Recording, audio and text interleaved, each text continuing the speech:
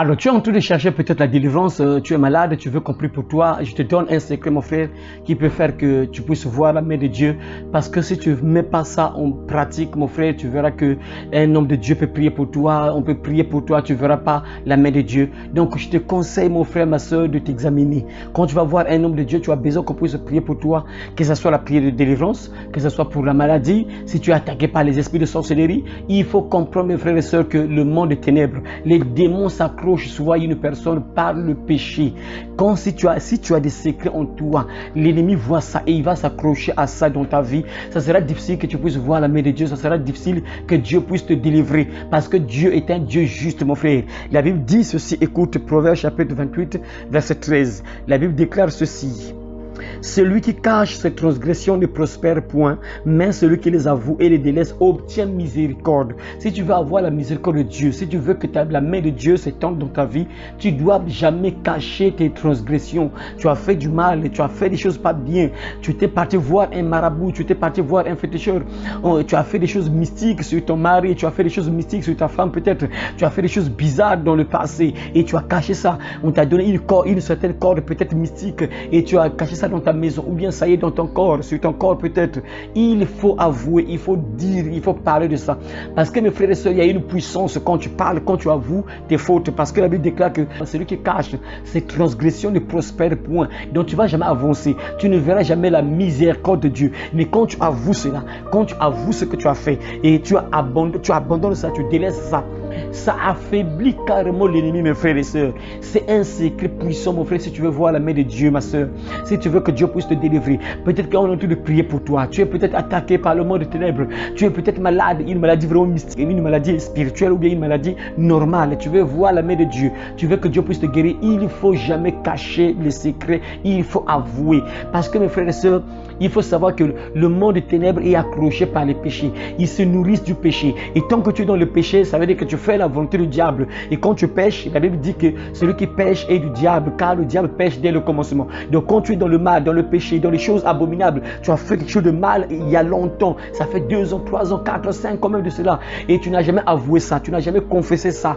Le diable va s'accrocher à ça. Parce que quand tu poses un certain acte pas bien, le diable voit ça, il s'accroche à ça. Et il peut t'accuser auprès de Dieu à travers cet acte que tu as eu à poser dans le passé. Donc si tu veux que Dieu puisse intervenir, tu es attaqué, tu es tourmenté par les démons et tu as une maladie quelconque, tu veux avoir la main de Dieu, tu veux être délivré, tu veux voir la main de Dieu, tu veux être guéri, il faut avouer ce que tu as fait dans le passé. Parle de ça à l'homme de Dieu, il ne faut pas avoir honte parce que le diable, lui, il va te donner sûrement des mauvaises pensées en te disant quoi. Ça, j'ai entendu ça beaucoup de fois, mes frères. L'ennemi, en fait, n'est pas fort, mes frères. J'ai entendu ça de beaucoup de personnes, mes frères, qui sont venus pour la prière. Parfois, lorsqu'elle est là, la personne est devant moi, elle commence à confesser, elle commence à parler, mais elle entend parfois une voix qui lui dit que ne le dis pas. Si tu dis ça, écoute, il va se moquer de toi peut-être. Les gens vont se moquer de toi et tout ça. Ça, c'est la voix du diable. Donc, il va te convaincre de ne jamais dire. Parce que si tu dis ça, si tu avoues ça, tu déclares ce que tu as fait là, il va perdre la force. Parce que le diable se nourrit à travers le péché. Tant que tu as des secrets avec toi, il sera fortifié. Il aura le pouvoir, la capacité de te tenir, mes frères et sœurs. Je me rappelle un jour, j'avais fait un rêve dans le passé. Mes frères, un rêve très puissant que je n'oublierai jamais. J'étais comme dans une forêt et puis là je vois un de mes oncles qui est déjà décédé, après un des frères de la famille bien sûr, qui est sorcier actuellement, qui a voulu même être sorcier. Et je le vois et en ce temps-là je ne savais pas vraiment qu'il était vraiment comme ça, qu'il était vraiment sorcier.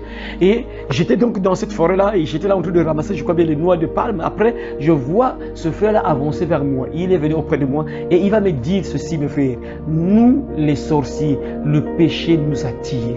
Incroyable, mes frères. C'était carrément une révélation pour moi, mes frères. Je n'oublierai jamais ça. Il va déclarer ça comme ça. Il me dit: nous les sorciers, le péché nous attire. Donc ça veut dire, frères et sœurs, ça il faut le comprendre. Il y a les gens parfois, on leur parle de se repentir, d'abandonner le péché, de ne pas mener une certaine vie qui ne plaît pas à Dieu. Les gens sont toujours rebelles. Tant que tu vas mener cette vie, ça sera difficile de voir la main de Dieu. Donc il ne faut pas donner la faute aux hommes de Dieu. Peut-être que l'homme de Dieu a prié pour toi, on a prié pour toi, les frères et les sœurs ont prié pour toi, mais rien ne se passe. Regarde un peu ta vie? Est-ce que tu es la vie que tu mènes là? Peut-être que le diable te réclame à travers la vie que tu mènes là. Tu ne veux pas abandonner le monde, tu ne veux pas abandonner le diable. Mais non, comment veux-tu que Dieu puisse intervenir? Tu as choisi le diable. Parce que quand tu vis dans le péché, comme l'apôtre Jean le dit, quand tu vis dans le péché, tu appartiens au diable. Donc tu es un enfant du diable. Tu fais la volonté du diable. Donc du coup, tu lui appartiens. Mais non, comment veux-tu que Dieu puisse intervenir dans ta vie pour te sauver, pour te sortir des ténèbres? Tu dois donc abandonner le diable, tu abandonnes ses œuvres et comme ça, Dieu voit, oui, il a vraiment besoin de moi, il a abandonné le diable, il a abandonné ses œuvres. Ok, là, Dieu s'élève, il te prend maintenant.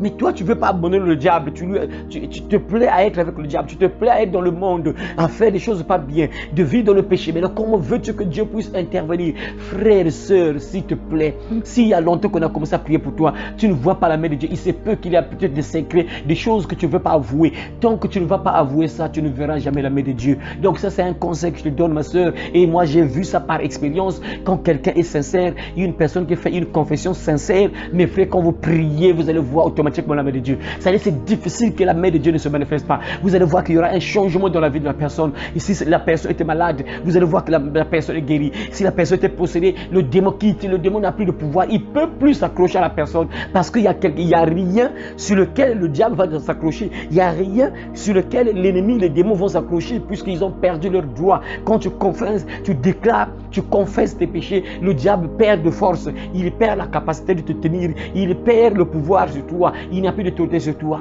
C'est ça, frère, que Dieu t'aide à comprendre cela. Donc, à partir de maintenant, c'est un conseil que je te donne. S'il y a longtemps qu'on prie pour toi, essaie de t'examiner. S'il y a des choses pas bien que tu fais, abandonne ça. Si tu veux voir la main de Dieu, il faut savoir que les hommes de Dieu ne sont pas des magiciens. Ça veut dire quoi? Ça veut dire que toi, tu mènes pour toi une certaine vie pas bien et tu te présentes devant l'homme de Dieu puisque lui, il a le pouvoir, il a la capacité de prier pour les gens, de délivrer les gens, de guérir. Tu te dis que non, bon, il me suffit juste de partir voir l'homme de Dieu et lorsqu'il va prier pour moi, je serai guéri, je serai délivré. Non, mon frère, ma soeur, il faut sortir de certains secrets dans lesquels tu es peut-être, il y a des secrets dans ta vie. Avoue ça, abandonne ça, tu dois abandonner ça et tu verras Dieu va intervenir dans ta vie. Et ajouter à cela, bien sûr, la foi, ça c'est très important aussi.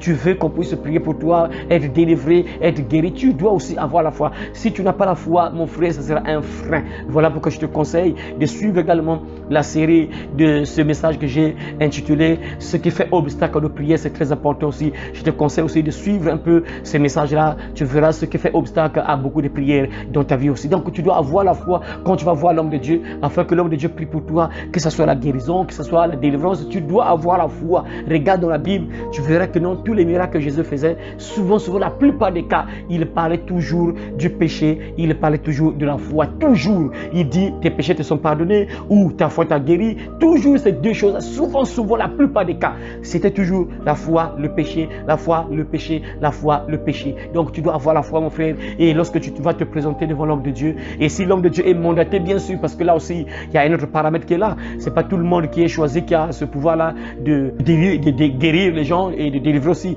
Et vraiment, si l'homme de Dieu que tu es parti consulter, il a vraiment ce don de guérir, ce don de faire des miracles, de chasser les démons. Tu verras que lorsque tu as la foi, tu as confessé, tu n'as pas de secret, tu verras, mon frère, ma soeur, que tu verras la main de Dieu. Dieu va te guérir, Dieu va te délivrer. Donc ça, c'est un conseil que je te donne. Si tu as un secret, tu as des choses pas bien que tu as eu à faire dans le passé, il faut avouer, donne ça à l'homme de Dieu, comme brûle ça. S'il y a des choses mystiques, des fétiches, tu ne peux pas aller voir l'homme de Dieu et garder les choses mystiques dans ta maison. Ça ne marchera pas. Tu dois prendre ça et détruire ça. La Bible dit qu'on doit détruire cela, tu détruis cela et tu avoues ça, bien sûr. On prie pour toi, tu verras la main de Dieu. Alors que Dieu vous bénisse, mes frères et sœurs, que j'espère que ce conseil va t'aider à comprendre comment avoir la guérison, comment avoir la délivrance. Donc que Dieu vous bénisse, mes frères et sœurs, et à très bientôt au nom de Jésus de Nazareth. Amen.